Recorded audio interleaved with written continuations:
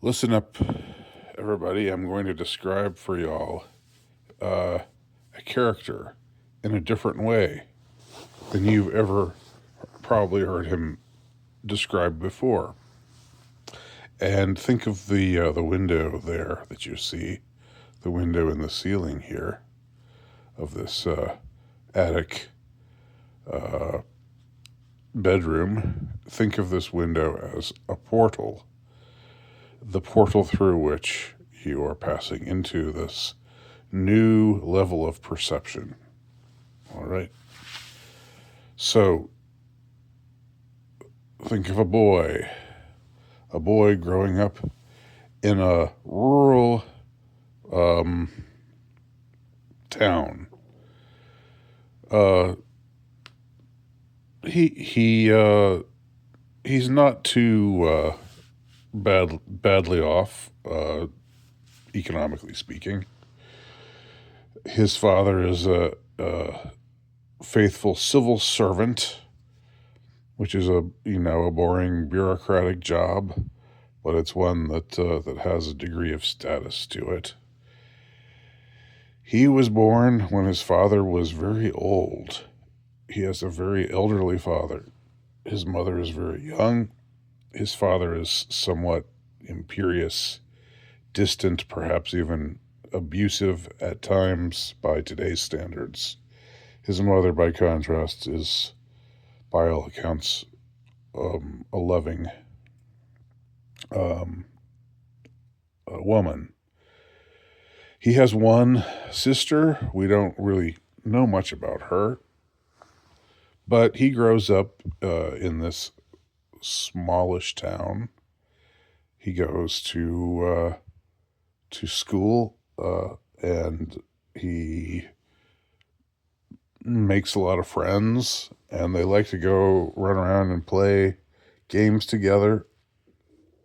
They especially like Cowboys and Indians. That's a particular favorite game of his. And he's, by all accounts, a fairly normal child, maybe somewhat intense. He at a young age develops a very strong attachment to where to the geographical location where his people are from, which is not where they live. Where they live is sort of in the hinterlands, amongst many other groups of people. But part of him yearns to be back in his homeland, a homeland that he's actually never visited, but he develops this affinity for it nevertheless. At school, he's he has an uneven sort of record. He's reportedly very smart and does very well in classes that interest him, and the classes that interest him are history and geography primarily. Other classes like math, he's not so interested in and doesn't do nearly as well in. But if it's a subject that interests him, he's a self-starter. He he goes into depth about a lot of this material, and studies it even on his own. In spite of what you would think if you knew who this person was, there are no overt. No one complains about him being off-putting, except perhaps that, again, like I said, he's a bit intense about the things that interest him. But that's not necessarily a bad thing. In fact, that can be a good thing. Now, as this lad grows a bit older, he and his father clash. They begin to clash more significantly. They never really got along. They never really saw eye to eye. He didn't have a good, close relationship with his father, who is, again, this much older man. But At some point, his father gets into his mind. Look, you're my son. You should follow in my footsteps. You should be a civil servant, just as I was. And he insists upon this. And his son chafes against his authoritarian father. And his temperament is clearly not for the bureaucracy. He's an artist. He sees the world with an artistic eye. He wants to draw. He wants to paint. He's interested in landscapes and also in architecture. And then his father dies, and it's sad, it's tragic, but again, he never was close to his father, and they really, really came to blows almost, especially as uh, as our lad grew older and grew more set in his ways and really more intense about what his interests were, well, where he felt his destiny lay. So he completes his schooling, uh, what we would call middle school and high school in our day in our culture. Uh, and a few years later, much more tragically to him, his his beloved mother, takes ill, and she has a convalescence of a few years, but then she dies at a relatively young age. So he and his sister are left orphaned, and his sister by this time has found someone to marry, so she's set, but he has no marriageable prospects, and he's not terribly interested in marrying. He's not really the marrying type. Um, he's not really interested in girls. He's much more interested in the things that he's interested in art. He's interested in the literature of his particular uh, culture and tribe, ethnicity,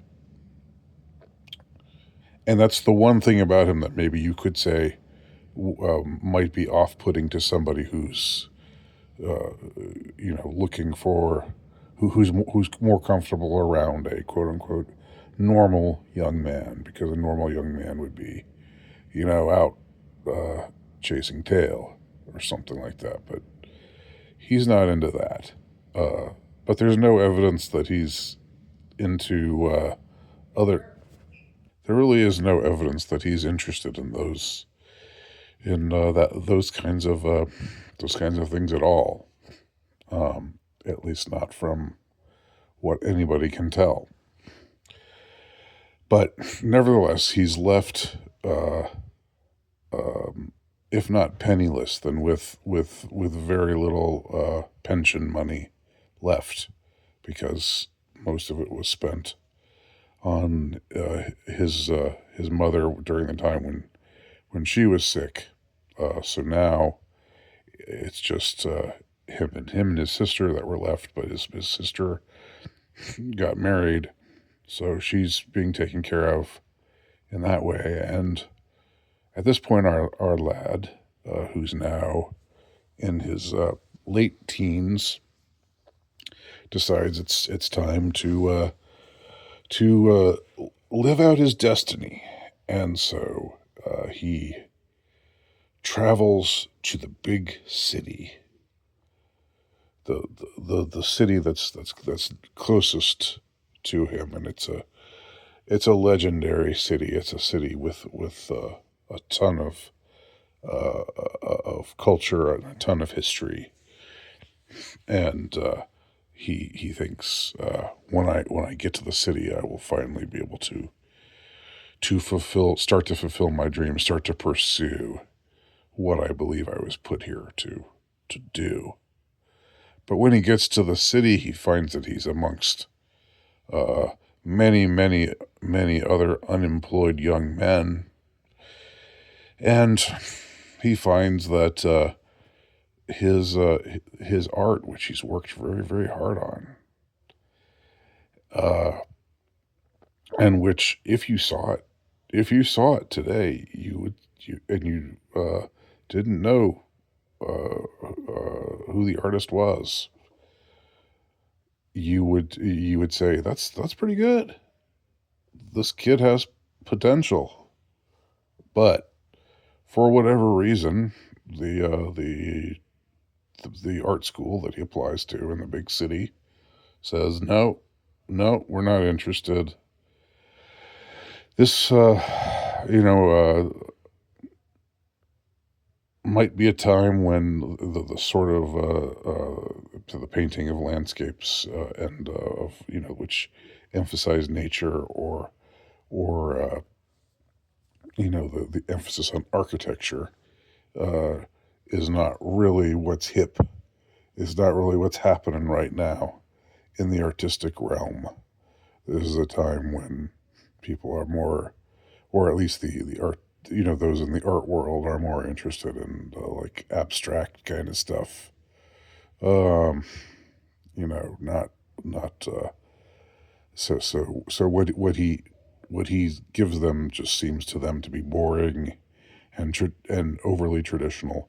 But they do notice that he's got an aptitude for architecture. He can really draw buildings well, and he seems to have a real interest in architecture. So they say, why don't you apply to be an architect? There's the architecture school right across the street. Go over there and ask them if they show them your work. Uh, so he does. He goes and he stands in line, and then he comes up to the desk, and the guy behind the desk says, "All right, young man, show me what you got." And he shows him his pictures of various buildings and cathedrals and so forth.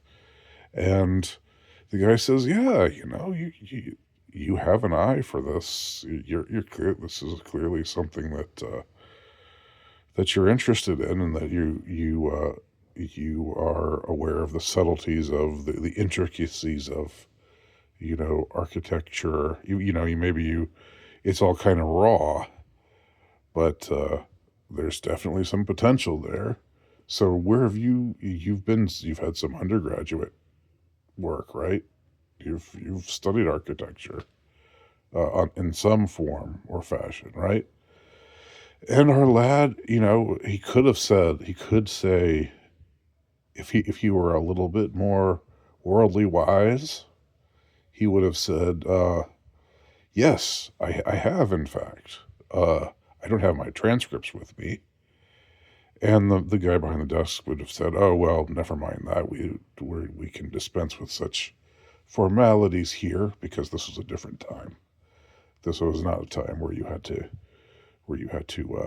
fax or email or otherwise show everybody all of your academic papers. They were more likely to just take you at your word, and you could kind of scam your way in if you were so inclined. But unfortunately, or fortunately, depending on how you look at it, our lad's not doesn't have that doesn't think that way. He's not inclined to uh, to uh, to try to scam his way in. He just thinks, well, no, I've never. He just says what comes to his mind. Just, well, no, I haven't had any training in that regard. And they say, oh, pity. Well, if you haven't had any training, then we can't really let you into architecture school. So we're sorry. Maybe go and get some. I don't know. Just don't know what to tell you. You sort of missed your opportunity there, young man. But chin up. You know, something will show. Uh, you'll find your way one way or another. So our lad leaves architecture school application somewhat dejectedly, finds himself in this big city uh, without much money to his name. So he has to stay in these sort of wretched conditions, and he has these roommates, and it's not. It's somewhat of a culture shock to be in the big city, just staying with a bunch of in a bunch of flop houses and or um, cheap little tenement places where the rent is very very very cheap. And it's just one step above being on the street. Uh, and for the next few years, in fact, uh, he barely scratches by. He does his best to hone his craft. He does some drawings, he does some paintings. He's able to sell a few of them and make some money off of that. And occasionally he goes, he knows that this is a big city and they're building some buildings. There's new architecture going up. It's a big booming city. Um, and there's money to be had in construction, and all you need is a strong back and a willingness to work long hours, and it's kind of drudgery, but occasionally he decides to work a job or two uh, on this or that construction site. And while he's there, he meets with a bunch of other young men, and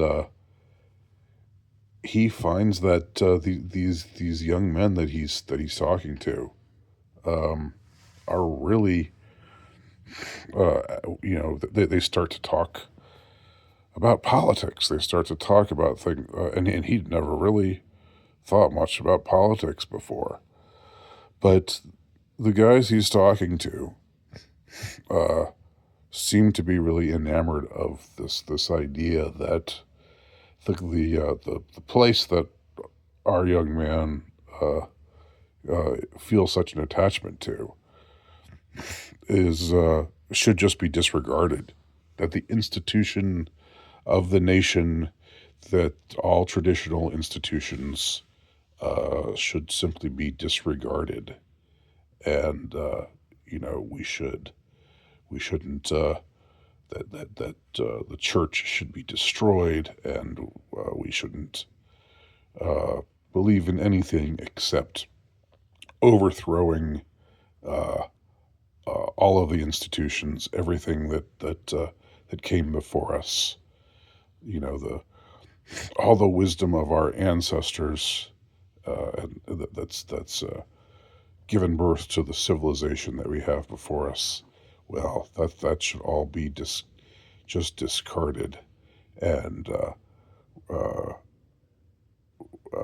the those who are working these building jobs need to uh, need to unionize and radicalize and work to destroy everything that our young man had previously thought of as, well, this is good. These are good things. Tradition is good. He just always in his heart sort of never, not really reflects, just kind of reflexively, not really systematically, but always had just thought, that these were good things, and he wanted to be. His dream was to enter enter the place, his homeland, the nation where his people were from, and become a part of it. Uh, but they all poo poo that. And he finds himself starting to argue with these people. Uh, and and they get into some very heated debates. And he realizes he feels very strongly about these things. And that doesn't do him any favors because most of the people who are on working on these building jobs, they're into these kinds of ideologies, and he isn't. So he doesn't really last, uh, and he finds himself, either getting fired or quitting just because he just can't stand to work around these kinds of people with these kinds of terrible ideas anymore. Um, and goes back to while he was working, while he was at least collecting better wages, but now he's back to the bohemian flophouse lifestyle that he was living before. And again, during this whole time period, no indication that he was interested in anything uh, involving women. No indication that he ever went to a bar and tried to talk to some stray lass, uh, either for something crude like a one night stand. Of course, where would he go? Where would he take her back to his flop house where he was sharing some wretched room with some other semi homeless guy? Uh, but he just doesn't. It's just not on his mind at all. It's not a part of his makeup. Again, very intense person, very intense in his beliefs. Has no real time for what he would see as distractions from what truly matters. And things go on like this for a time longer, and it's it's a time where he's not sure, sometimes not sure where his next meal is coming from, and he's living, he's living in tatters. Uh, um, it's this prosperous city, but he's among the poor and the desperate, and those who are having trouble getting by. And then something happens, which sets him on a different path. War. War is declared. His country is at war. And for him, this is wonderful news. He little understands what the terrors of war, the horrors of war, uh, and he immediately volunteers and he's sent to fight in the front lines, and he goes through many battles in this particularly awful, particularly brutal war, brutal on both sides. So many young men die in this war, and so many people lose their faith in humanity because of this war. But our young man, he's always very gung ho. He's very gung ho about winning the war, uh, because he feels this affinity for, again, his people, his country, his homeland. It's just always been a part of what animates him. And the war goes on year after year. Well, for 3 or 4 years, for 4 years to be precise. Uh, and it seems like uh, uh, he's a model soldier. he had no prior military training, but he's so devoted to the cause that it's funny to some of the other soldiers who just see him as like a little too overzealous, but for him it's this is life or death. I mean, it literally is life or death, but the survival of the victory of his nation, of his people, is a life or death kind of proposition, something that he takes very seriously. And in one terrible battle, he's exposed to poison gas and he's blinded, uh, and he's hospitalized.